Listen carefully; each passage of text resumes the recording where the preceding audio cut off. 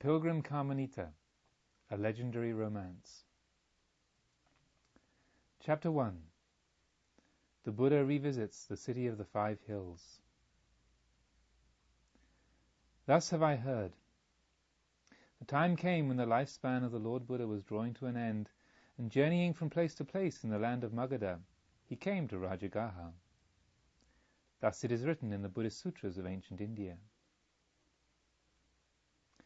As the Master drew near to the city of the 5 hills, day was almost over. The benevolent rays of the evening sun lay along the green rice fields and meadows of the far-reaching plain as if they were emanations from a divine hand extended in blessing.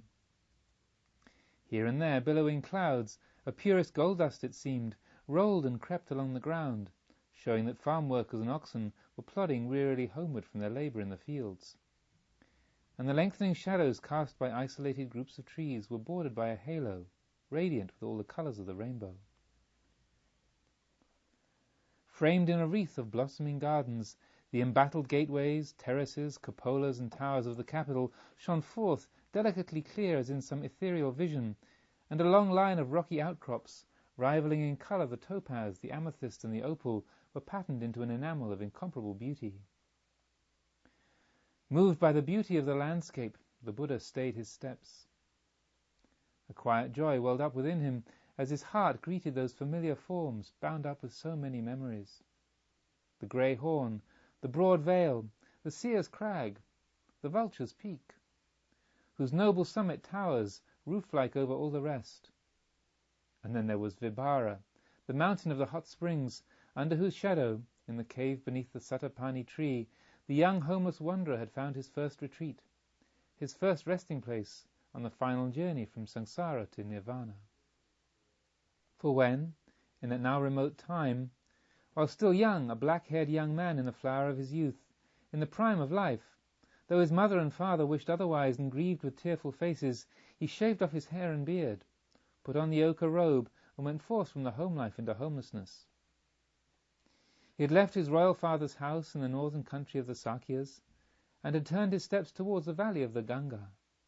And there, under the shadow of lofty Vibhara, he had allowed himself his first lengthy stay, going every morning into Rajagaha for alms food. It was at that time also, and in that very cave, that the young Bimbisara, king of Magadha, had visited him, seeking to persuade him to return to the home of his fathers and to the life of the world, although his efforts had been in vain. At length the royal visitor, strangely moved by the words of the young ascetic, had felt the first tremblings of a new faith that later made him a follower of the Buddha. 50 years had passed since that day, and in the interval he had changed not only the course of his own life, but also that of the world. How vast the difference between that past, when he dwelt in that humble cave and sat beneath the Satapani tree, and the present. Then he was simply a seeker, one struggling for liberation. Terrible spiritual contests lay before him. 6 long years of self-inflicted mortification, inhuman agonies that were as sickening as they were fruitless, just the description of which made the flesh of even the stoutest-hearted listeners creep. Eventually, having risen above all such self-torturing asceticism, through profound meditation, he had reached the light, the realization of nirvana, had left the conflict behind him, and was dedicated to the enlightenment of all living beings. Filled with a divine compassion, he became a supreme and perfect Buddha. Those had been the years in which his life had resembled a changeful morning in the rainy season. Dazzling sunshine alternating with deepest gloom. As the monsoon piles cloud above cloud in towering masses, and the death-laden thunderstorm comes growling nearer. But now his life was filled with the same calm, sunny peace that lay upon the evening landscape. A peace that seemed to grow ever deeper and clearer as the sun's disk dipped towards the horizon. For him too, sunset, the close of life's long day, was at hand. He had finished his work. The dispensation of the Dharma had been established on sure foundations, and the liberating teaching had been proclaimed to all humankind. Many monks and nuns of blameless life and transcendent knowledge, and both women and men lay followers, were now fully capable of sustaining this realm of truth, and upholding and spreading his teachings. And, even as he stands there, there abides in his heart, as a result of the reflections of this day spent in solitary travelling, the inalienable knowledge: for you the time is coming, and soon, when you shall depart from here and leave this world which you, and so many who have followed you, have transcended, and there will be the peace of final nirvana. And looking over the land spread out before him, with a joyful recollection within which there lay a note of deep poignancy, he bade this beloved land farewell. What beauty you possess, Rajagaha, city of the 5 hills! How lovely your landscapes! How richly blessed your fields! How gladdening your wooded glades, gleaming with waters! How stately your clustering hills of rock! For the last time I now look down upon your graceful borders from this, the fairest of all places from which your children love to gaze upon your face. Only once more, on the day when the Tathagata goes forth from here and looks back from the crest of that fair mountain ridge, shall he see you again, beloved valley of Rajagaha. After that, nevermore. And still the master stood, until finally only 2 structures of all in the city before him towered in the golden sunlight. One, the highest pinnacle of the palace from which King Bimbisara had first espied him when, as a young and unknown ascetic, he had passed that way, and by his noble bearing called himself to the notice of the king of Magadha.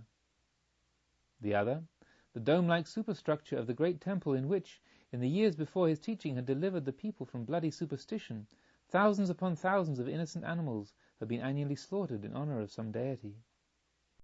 Finally, even the pinnacles of the towers slipped down into the rising sea of shadow and were lost to view, and only the cone of golden parasols still glowed. Rising one above another, they crowned the dome of the temple, suspended as if in mid-air, flashing and sparkling as the red glow deepened against the dense cobalt-blue background of the tall tree-tops. At this point the master caught sight of the still somewhat distant goal of his journey. For the tree-tops he saw were those of the mango grove on the farther side of the town, the gift of his disciple Jivaka, the king's physician, in which a well-appointed monastery provided the monastic community with a residence that was both peaceful and simple. To this home of the order, the Sangha, the Buddha had sent on the monks who had accompanied him, about 200 in number, under the leadership of his cousin and faithful attendant Ananda. Since he had been inclined towards tasting the delight of a day's solitary wandering, and he was also aware that a band of young monks from the west, led by his great disciple, the wise Sariputra, would arrive in the mango grove at sunset.